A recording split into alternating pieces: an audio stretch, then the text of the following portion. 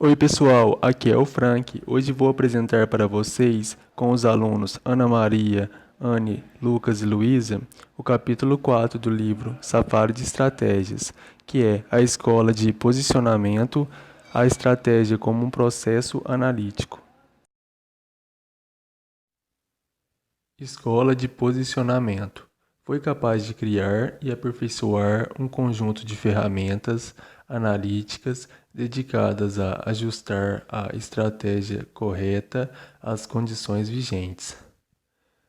Dessa forma, a chave para a nova administração estratégica está no uso da análise para identificar as relações corretas. Michael Eugene Potter, também conhecido como Michael Potter, é um professor da Universidade de Harvard com interesses nas áreas da administração e economia. Ele escreveu diversos livros e em 1980 foi lançado o livro Competitive Strategy, que estimulou para reunir grande parte do desencanto com as escolas do design e de planejamento. Premissas do posicionamento. O processo de formação de estratégias continuou sendo visto nessa escola como controlado e consciente, deliberado e explicitado para implementação. Porém, particularmente aqui, tratado num cenário competitivo, o contexto empresarial. Premissas do posicionamento. Primeiro, estratégias são posições genéricas especificamente comuns e identificáveis no mercado. Segundo, o mercado contexto é econômico e competitivo. Terceira, o processo de formação de estratégia é selecionado das posições genéricas com base em cálculos analíticos. Quarto, os analistas de planejamento têm o papel de geradores de pesquisas e cálculos para alimentar a gerência responsável pelas escolhas e decisões. Quinto, as estratégias emergem do processo decisório gerencial fundamentadas na estrutura do mercado e são direcionadoras da estrutura organizacional. Ondas do posicionamento. A escola de posicionamento se dividiu em 3 ondas. Primeira, origem das máximas militares. Segunda, a busca por imperativos de consultoria. Terceiro, o desenvolvimento de proposições empíricas. Primeira onda, origens nas máximas militares. Sun Tzu, estrategista e filósofo chinês, conhecido por seu tratado militar, A Arte da Guerra. E von Clausewitz, militar do Reino da Prússia, estrategista militar teórico e conhecido como o da Guerra. Esse é o livro A Arte da Guerra, escrito por Sun. A filosofia pratica a arte da guerra. É conhecer bem o seu oponente, planejar e calcular todas as possibilidades, diagnóstico detalhado, conhecer seus pontos fortes e oportunidades, pontos fracos e ameaças. Praticamente o livro fala isso. Esse é o livro do Von para a guerra, que chama. Ele cita, a ambiguidade de conceitos, que é os princípios flexíveis, inovação e estratégia de reconhecer e realizar novas combinações, ou seja, aquilo que pode ter mais de que um sentido ou significado. Segunda onda da escola de posicionamento, a busca por imperativos de consultoria. Bom, a escola de posicionamento ela tem uma característica de que ela é feita sob medida para os consultores, para os profissionais de consultoria. E por que disso? Ela simplesmente permite que esses profissionais de consultoria, né, cheguem frios, ou seja, cheguem sem experiência no ramo de negócio no qual eles vão analisar. Então eles chegam na empresa, analisam os dados que são disponibilizados por eles, os fatos que são relatados por essas empresas que buscam ajuda, né? Define dentro de um conjunto de estratégias genéricas que a própria escola de posicionamento sugere. Então eles definem uma melhor estratégia, geram um relatório, né, das possíveis causas, das possíveis soluções e sai com o seu trabalho feito. Então, com a facilidade de se trabalhar com a escola de posicionamento, começam então as criações das boutiques de estratégia. Essas boutiques começam a surgir na década de 60, de uma maneira muito mais acelerada nas décadas de 70 e 80.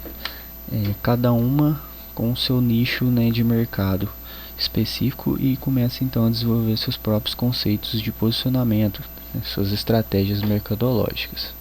Uma das boutiques que ficou bastante conhecida na época, né, uma das mais bem sucedidas nesse período, foi a Boston Consult Group, que é a proprietária aí que desenvolveu a matriz de crescimento e participação, ou também conhecida como a matriz BCG, e também é a curva de experiência. A matriz BCG vai auxiliar as empresas a identificar, dentro do seu mix de produto, quais produtos devem receber o maior investimento. Produtos que recebem o maior investimento geralmente são produtos que possuem uma participação de mercado muito alta e um potencial de crescimento também muito alto. A matriz BCG também vai auxiliar na identificação de produtos que fazem um movimento contrário a esse movimento de crescimento, que geralmente são produtos que têm uma baixa participação de mercado e um potencial de crescimento também baixo. Então, o investimento nesses produtos, eles vão ser diminuídos e, dependendo, até descontinuados. A curva da experiência ela é uma técnica de análise criada pela BCG que permitia que as empresas pudessem prever e enxergar a diminuição progressiva dos custos de um produto conforme a produção desse produto era aumentada. Então, os profissionais de consultoria da BCG, através de análises, começam a perceber que o custo ele diminui cada vez que o volume de produção de um determinado produto era duplicado. Essa média de custo que diminuía era em torno de 25% a 30%. Então, essa relação entre uma maior produção de um produto e a diminuição de custos passou a ser conhecido como curva da experiência. Então, quanto mais experiência uma empresa tiver na produção de um produto, menor será o seu gasto. Terceira onda, o desenvolvimento de proposições empíricas. A terceira onda da escola de posicionamento teve seu início em meados dos anos 70, ganhando uma maior importância após os anos de 1980, quando a escola de posicionamento passa a dominar toda a literatura e práticas relacionadas à administração estratégica. A terceira onda vai consistir na busca empírica e sistemática por relações entre condições externas e estratégias internas. Ou seja, a busca através da observação, através da experiência e sistemática, porque ela vai ter uma lógica, vai ter uma organização de como essas condições externas à organização pode impactar nas estratégias internas dela. Então, esse estudo sistemático, esse estudo empírico vai poder mostrar para a organização quais são as estratégias ideais a serem seguidas, dependendo, é claro, do conjunto de condições, né, do conjunto de adversidades que ela está enfrentando. A ideia desse estudo ela foi introduzida pelo Michael Porter. Então, na visão dele, a estratégia de negócio ela deveria ser baseada na estrutura de mercado em que as empresas operam. Uma ideia sugerida por Porter é a vantagem competitiva.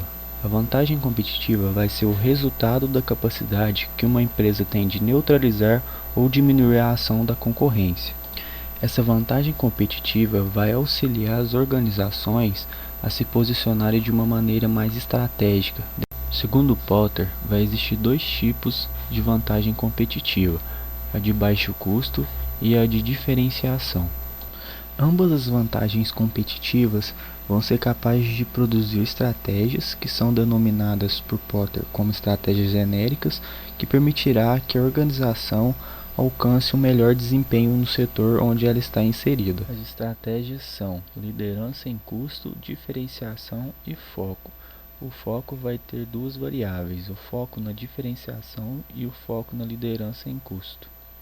A estratégia de liderança no custo total ou estratégia de liderança, ela vai ter o seu âmbito, o seu escopo bem amplo, o que vai impactar em toda a indústria. Essa estratégia vai visar colocar a organização como uma produtora de baixo custo dentro do setor onde essa empresa está inserida. Ela também vai permitir que a empresa, mesmo com as intensas forças competitivas, ou seja, mesmo com a intensa concorrência, ela ainda consiga obter retornos acima da média. A liderança em custo vai ser realizada por meio do investimento em instalações em novas tecnologias para produção, no uso de economias de escala, que vai ocorrer quando uma empresa aumenta sua produção para reduzir os seus custos, e também no monitoramento cuidadoso dos custos operacionais totais. A estratégia de diferenciação, ela vai consistir no desenvolvimento de produtos e de serviços únicos, na atribuição de valores e características exclusivas que tornem esses serviços e esses produtos únicos dentro do mercado. Para alcançar essa diferenciação, as empresas hoje podem utilizar diversos métodos, como investimentos em alta tecnologia, aprimoramento da marca e principalmente a questão da qualidade. A utilização de qualquer um desses métodos de diferenciação vai justificar que os preços dos produtos ou dos serviços sejam mais altos, devido ao aumento do valor agregado. A última estratégia vai ser a estratégia de foco. As empresas que trabalham com a estratégia de foco, elas sempre vão procurar atender segmentos de mercados estreitos, ou seja, ela vai focalizar em determinados grupos de clientes, linhas de produtos ou até mesmo mercados geográficos. Dentro da estratégia de foco, existem duas variáveis: o foco em custos e o foco em diferenciação. No foco em custos, as empresas vão procurar uma vantagem de custo no seu segmento-alvo, enquanto que no foco na diferenciação ou na diferenciação focalizada, uma empresa ela vai procurar uma diferenciação em seu segmento-alvo. Ou seja, no foco em custos, o foco vai ser explorar as diferenças no comportamento dos custos em alguns segmentos, enquanto o foco na diferenciação vai explorar as necessidades especiais dos compradores em certos segmentos. A cadeia de valor de Porter basicamente ajuda a identificar fontes de vantagem, estratégias sobre seu oponente, gerando assim uma atividade primária, consideradas como suporte essencial, o manuseio e a programação e a manutenção da estratégia, mais conhecida como atividade de apoio. A cadeia do valor de Porter cita esses três principais: ajuda a identificar fonte de vantagem estratégica, atividade primária e atividade de apoio. Críticas ao modelo de Porter. A respeito do foco. O foco é estreito, orientado pelo econômico em oposição ao político. Empresas focadas no político desviam sua atenção da concorrência no mercado. A respeito do contexto. Preocupações por um contexto estreito, inclinação no sentido de grandes empresas tradicionais e não são consolidadas. Inclinação grande no sentido das condições externas, em especial da indústria e da concorrência, em detrimento das capacidades internas. E a respeito do processo, espera-se que o estrategista lide com abstrações no papel, distante do mundo tangível, onde produtos são feitos e vendas são fechadas. Uma estratégia bem-sucedida é aquela em que as pessoas comprometidas infundem energia, elas a tornam boa ao torná-la real. A respeito de estratégias, na escola do posicionamento,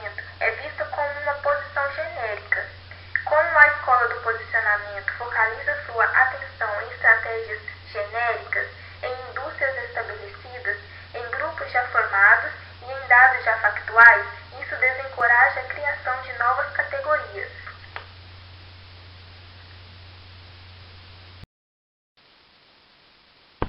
Boa noite, eu sou Ana Maria e vou falar sobre a contribuição e o contexto da escola de posicionamento na administração estratégica. A formulação de estratégias é um processo muito mais rico, confuso e dinâmico do que, como foi dito antes, que é um processo mais ordenado e estático. A escola de posicionamento acrescentou conteúdo à escola de planejamento e também mudou o papel de planejador para o de analista, porque o planejamento, as técnicas de planejamento nunca funcionaram realmente para a formulação de estratégias, ao passo que as de análise conseguiram informar o processo de forma significativa. Deu espaço também à abertura de pesquisas e forneceu um poderoso conjunto de conceitos à prática. A escola de posicionamento se combinou com outras perspectivas e contribuiu muito com a administração estratégica. Segundo uma consultora descrita no livro, do Safari de Estratégia, a escola de posicionamento faria bem em trazer de volta o CEO como estrategista, pois o estrategista deve ter um olho focado no modo como a empresa está agregando valor no momento e o outro nas mudanças dentro ou fora da organização, que ameaçam sua posição ou que apresentam alguma nova oportunidade para agregar valor. Orientar esse processo sem fim, levar perspectiva para a ação e propósito para o fluxo, não resolver o quebra-cabeça de estratégia de uma vez, é a maior responsabilidade do CEO.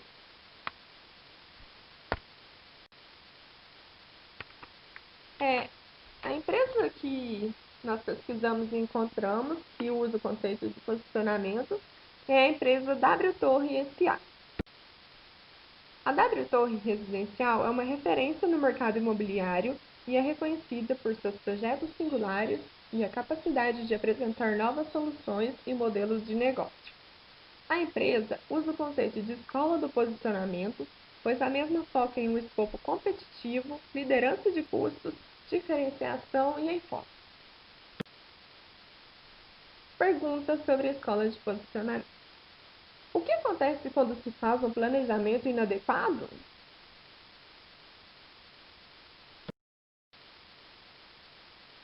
Bom, a resposta que ele nos traz é Sun Tzu, que escreveu no seu livro Da Arte da Guerra, que um planejamento inadequado na empresa resulta em perdas, ocasionando muitas vezes a falência das organizações. Muito obrigada, gente. Tenham uma boa noite.